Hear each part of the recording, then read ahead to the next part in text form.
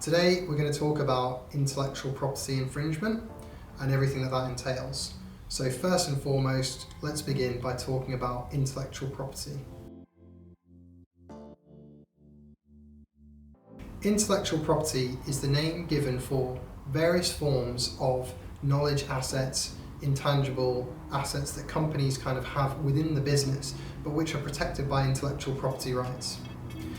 In a business, IP typically involves things such as knowledge, know-how, expertise, systems of work and reputation, which make businesses unique from each other in the marketplace.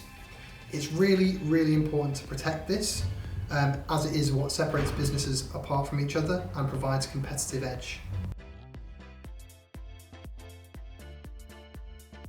So what is intellectual property infringement? So infringement in the realm of intellectual property refers to the use of these kinds of assets within a business, these knowledge assets, which are protected under the law of intellectual property within the country without the permission or license of the rights holder. So this can occur intentionally or unintentionally. As infringement is a civil legal matter, this means that if it's proven, it typically is about restoring the position of the rights holder as they would be if the infringement had not occurred. So again, you can imagine if some money has been lost in an infringement or some value, the courts are essentially looking to put the rights holder back into the position where they would have had that money that's been lost or that reputation that's been lost. So the kind of damages and the costs basis works around that. So examples include things such as piggybacking off a brand by creating a brand that looks very similar or has a similar kind of look and feel, or indeed can be identical if we're talking things such as counterfeiting. Use of a misappropriated database, so for example maybe an employee leaves a business but they take a database with them which had been created under the company's copyright, and then they use that within their business. That could be a serious kind of infringement claim. And the copying of artwork, so for example a photographer may launch a claim against a fashion company that uses their photo on a line of fashion if it's not been licensed appropriately because the photographer owns the copyright in that image.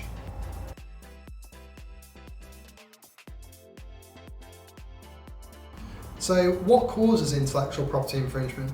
First and foremost, it's typically a lack of awareness and education in the general public about what constitutes infringement. So people really actually tend to realise what is and what isn't infringement at the point when they've received a cease and desist letter or a claim against them from somebody. Until then, it's not really clear to people what they can and can't use. And there's a certain onus on kind of educating yourself if you're a business owner in terms of your own IP as well as other people's. So it's both important for businesses to be aware of their own IP and the need to protect and kind of be vigilant around it, as well as where the lines are in relation to other people's IP, just to make sure that you don't fall foul of your own claim being made against you.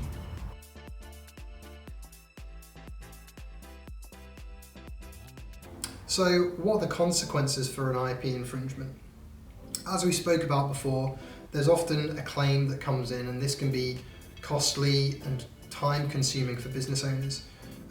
But what is most important to know is that IP infringement is a serious matter and it can be extremely damaging to businesses that experience it. Whether you're finding it's your own IP that's being misappropriated and all of a sudden you're having to kind of understand where your value is being siphoned off and stop that at the source, or indeed you've received a claim against you and all of a sudden you're stopped in your tracks dealing with a claim which might limit your business activity. It can essentially be relatively costly and time consuming for all businesses who come into contact with IP infringement claims. As such, it's pretty important for people to avoid them in the first instance. Claims are costly in terms of the attention, time and financial resources which are better spent elsewhere. So an ounce of prevention is worth a pound of cure.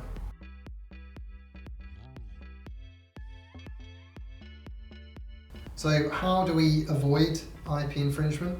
First and foremost, get to grips with your own IP. Understanding the contours of your IP is really, really important. It will help you understand what value you have in your business, whether you're protecting it properly, and things of that nature. Insofar as that, you'll also understand if there's any kind of blind spots in your protection. So you might find that your brand, for example, is really valuable to your business, but if you've not registered that as a trademark, that would be a big red flag which you could address quite quickly. Secondarily, it's also about educating yourself in terms of, you know, how infringement might occur in your business of other people's IP. Certain businesses may have different kind of weak spots in relation to that, and it's quite important for you to kind of understand what kind of business activity you undertake and where infringement of other people's IP may occur. So again, for example, if you run a very successful blog, and this is kind of a big revenue driver for you, you may want to be aware of copyright and how you're using other people's written material in terms of your research, or indeed images on the blog, or kind of videos, just to make sure that you're not going to fall foul of a copyright claim later on because you're essentially misusing somebody's work. But ultimately, what's most important is to, if you're unsure, go to an IP professional who'll be able to really help you kind of scope out the landscape of IP in your business and how you're interacting with IP in your business activity, so you can understand exactly where these lines are, and again, avoiding intellectual property infringement in the first instance.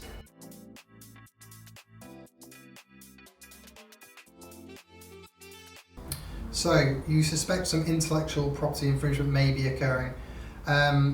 First and foremost, if it's your IP that you think is being infringed, two main things to bear in mind. One is to collect as much evidence of this as possible. So just have a look at kind of where it might be happening, where you're seeing your kind of IP popping up on somebody else's website or whatever. Get as much evidence as possible. This is essentially the basis of your claim later on. So very important to do that first and foremost. Secondarily, very important not to notify the other side. One, this will mean that they'll probably take everything down before you've got the evidence. And number two, you may find that if your claim is not complete or if it's inaccurate, it can actually backfire on you, because certain types of intellectual property claims have certain kind of provisions where if an incorrect claim is made, there can be a counterclaim. These are, so in trademarks, for example, this may be called groundless threats, where the threat of a trademark infringement claim, if made incorrectly, can result in a very strong counterclaim, which can then entirely, destroy your next few months of work. If you suspect you're infringing somebody else's, and again, you're not entirely sure, again, first things first, take down everything that you think might be infringing. This is essentially a damage limitation exercise. The less you are infringing somebody, the less kind of damage financially they're experiencing. Ergo, if a claim is made, the less damages you'll have to pay. In essence, that's the most important thing to do. It stops this damage happening in the bud. However, you may also need to contact specialists, and this is for both, simply because they'll know exactly the specific kind of liabilities that are there. And with that in mind, something like an intellectual property infringement that you may be undertaking, you may take down a few things, but there may be a whole host of other things that need to be taken down to entirely stop the infringement happening. Ultimately, in doing so, this comes at a slight cost, but this cost is much less than having to deal with a claim, which again takes a lot of your attention, which should be spent on running your business and kind of focusing on what you want to do. And again, time and money. As we know in businesses, these are the things that make the world go round. So you really want to be spending your time on your business and not dealing with an infringement claim.